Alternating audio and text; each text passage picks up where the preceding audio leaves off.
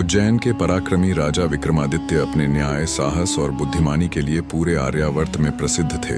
एक दिन उनके दरबार में एक अज्ञात साधु आया। उसके हाथ में एक विचित्र रत्न जड़ित संदूक था। साधु बोला, महाराज, इस संदूक में एक ऐसी शक्ति है जो केवल वीर और सच्चे राजा ही प्राप्त कर सकते हैं, लेकिन इसकी रक्षा करना आपके लिए कठिन होगा।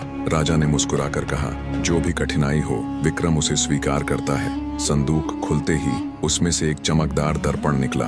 उस दर्पण में राजा को एक अत्यंत सुंदर राजकुमारी का प्रतिबिंब दिखाई दिया। वह थी राजकुमारी मदन सेना, जो किसी अज्ञात राज्य में कैद थी। दर्पण में उसकी आंखें मानो राजा से सहायता की गुहार कर रही थीं। राजा विक्रमादित्य ने तय किया कि वे मदन सेना को मुक्त कराएंगे।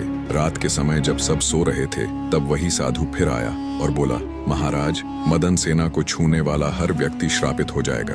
केवल वही व्यक्ति उसे छुड़ा सकता है जो अपनी जान दांव पर लगाने से न डरे। साधु ने राजा को एक गुप्त मार्ग दिखाया जो अंधकारमय जंगलों, श्मशान भूमि और भूतों की बस्तियों से होकर गुजरता था। जंगल में चलते चलते राजा को अजीब आवाजें सुनाई देने लगीं, कभी हंसने की, कभी रोने की, कभी अचानक एक काली छाया सामने आ जाती और तुरंत गायब हो जाती। राजा का साहस डगमगाया नहीं। तभी उन्हें एक वेताल मिला जो पेड़ से उल्टा लटक रहा था। बेताल बोला, राजा विक्रमादित्य, अगर तुम मदन सेना को पाना चाहते हो तो पहले मेरी पहेली सुलझानी होगी। अगर जवाब नहीं दोगे तो तुम्हारा सिर फट जाएगा, और अगर सही जवाब दोगे तो मैं आगे की कहानी जानने के लिए इस वीडियो पर मात्र 500 कमेंट पूरे करें।